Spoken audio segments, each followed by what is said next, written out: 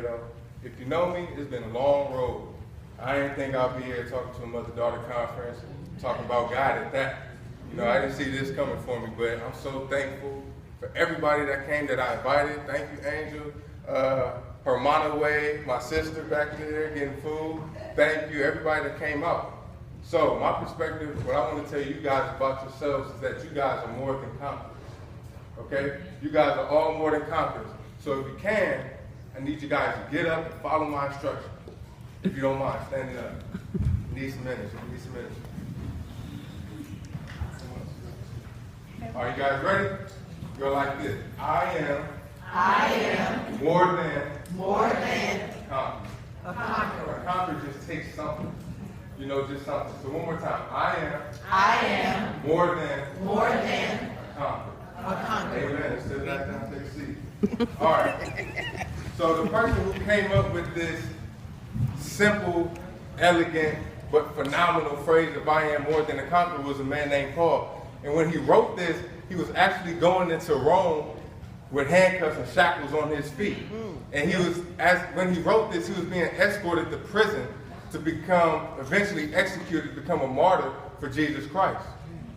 And how is it that somebody that's about to face death with shackles on their arms and on their feet can write words to say, I am more than a conqueror? How are you more than a conqueror on the road to death, headed to prison?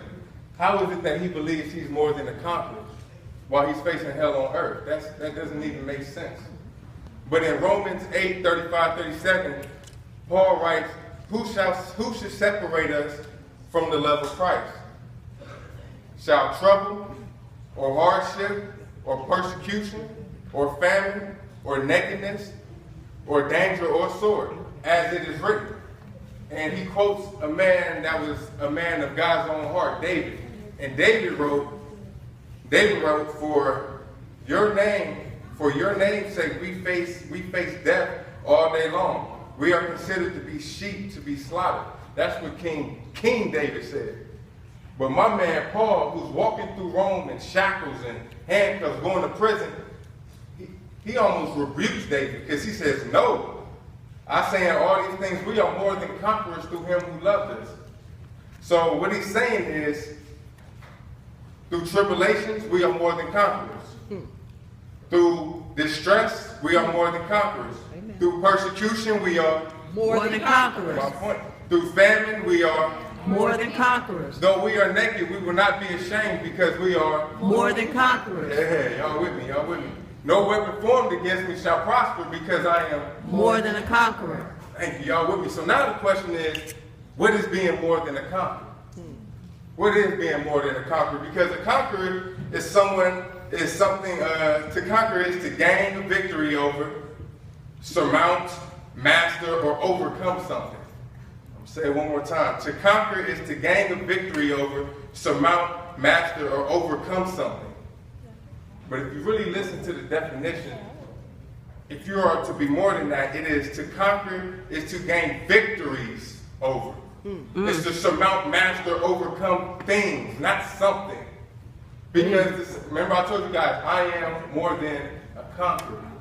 But the truth of the matter is, I am more than a conqueror because I am a champion. We are champions. See, champions, let me tell you, champions, it's a lifestyle to be a champion. It's the way you walk, it's the way you talk, it's the way you wake up, it's the way you brush your teeth. You like, I'm going to win. Because I'm a champion. That's all I know how to do is win. I'm a champion. I don't know any other way. Losing is not in my creed. I don't understand defeat. And if you knock me out, I'm going to get back up and you got to continue to knock me out. I'm going to fight you every day until I win. Because I am a champion now. So if I say I am more than a conqueror, because I am champion.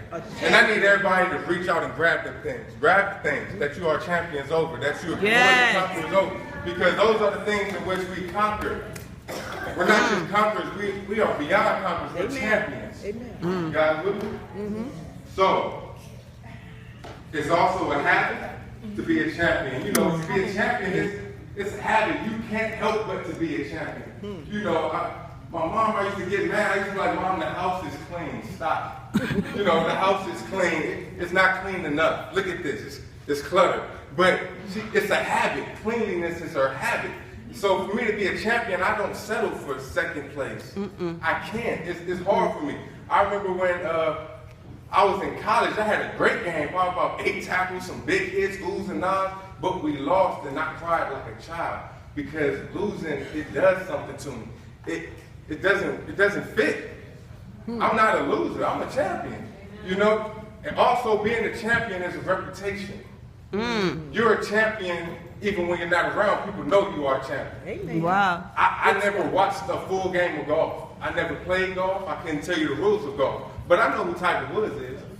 Right, say it. You guys know who Tiger Woods is. Right. I don't know anything about tennis, never played tennis, but we know Serena Williams. Yeah. Everybody in this room might not know the history, but you guys know who Steve Jobs is, and take Steve Jobs out of this world, we're going to have a problem. We all have something Steve Jobs. That's Apple and iPads, if y'all don't know. We all know who Michael Jackson is. Some of you guys weren't even born when he died.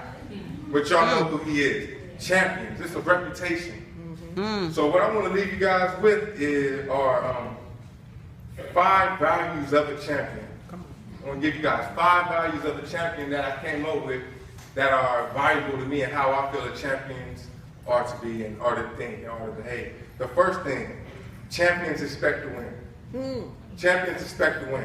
If it's in the classroom, the courtroom, it's in a business setting, whatever it is, champions expect to win. Yeah. Whatever it is, we expect to win. Yes. That's our expectations. That's what we hold ourselves to. In the battlefields of life, we expect to win. Because the Bible says, I can do all things through Christ that Strengthen. my point. So we expect to win. Losing isn't in our creed, like I said earlier. The second thing is, champions carry the weight because we know where to place our burdens. Wow. So the second thing, we don't mind carrying the weight because we know where to place the burden. And I'm an athlete, so I give analogies athletically, but I'm not going to be sexist. Y'all know sports too, so I'm not going to assume anything. But as an athlete, before I go work out a lift, if I'm standing firm and I'm about to squat, you can put as much weight as you want on.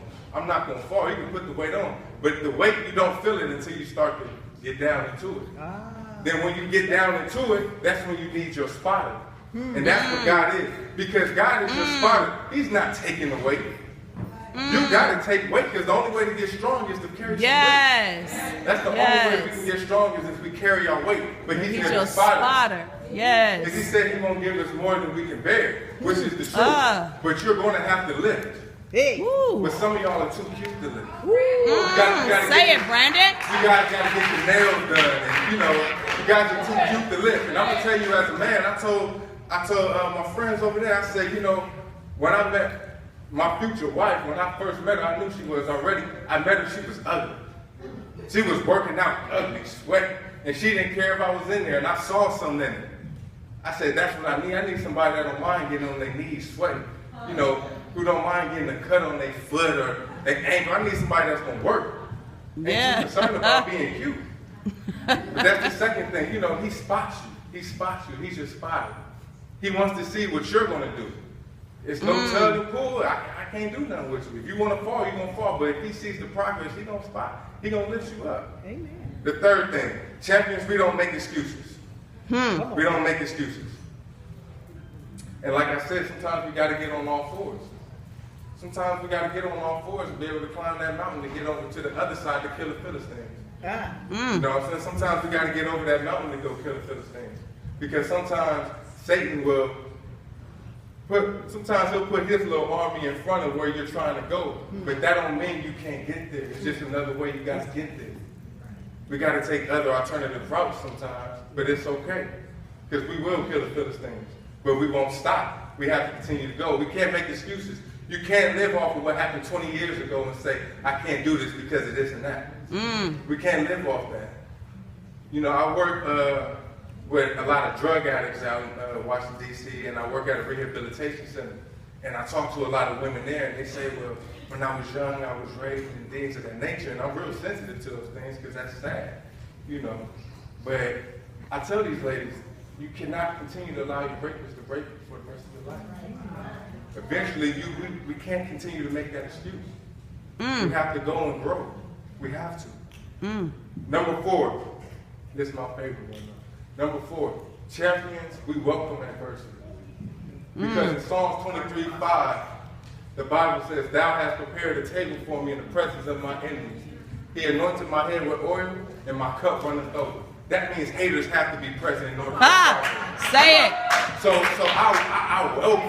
welcome all of that. I love all that. Please be around me because I need the prophecy to be fulfilled. I need my haters. Hey. If you're not there, I can't get to the next level. So if we welcome adversity, oh, I'm ugly, thank you. I'm not smart enough, thank you. I'm not wise enough, thank you. You'll never get, thank you. I need that.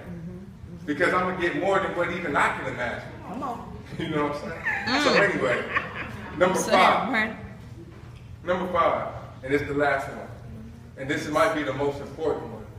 Because everything is kind of individualized, but number 5 is champions recognize you can't do it alone.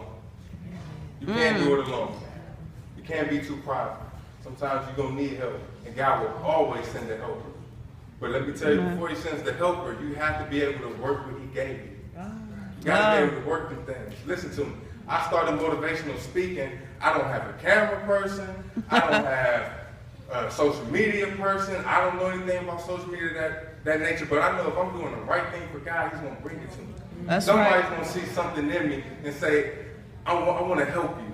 I want to do these things for you. Right. So I'm just patient and I'm diligent and I understand my assignment now. I recognize my burning bush and I went towards it. Yes. Instead of retreating from the fire, I went towards it. Yes.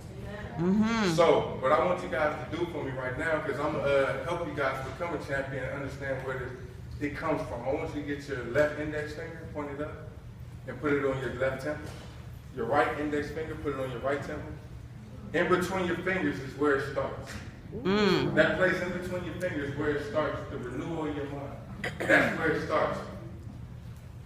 It starts in between there.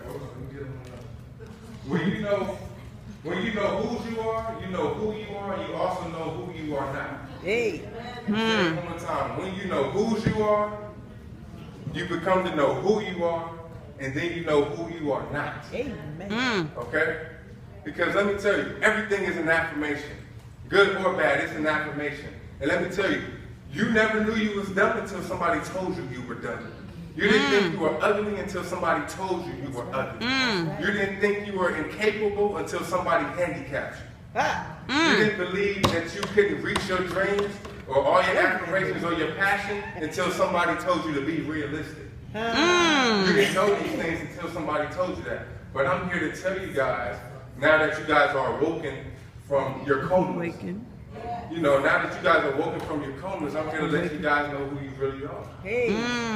And you guys are champions. Somebody told me, one of my friends who I was talking about what I'm going to speak to you guys about, said, you know, be careful with the champion thing because it's kind of a man, kind of masculine thing. But I say anybody that can give birth, work a 9 to 5, be a wife or a single mother, but be a wife or a single mother, which is a job in itself. Yes. And to still be able to chase your dreams and ambitions as a champion. Amen. Yes. You guys are champions.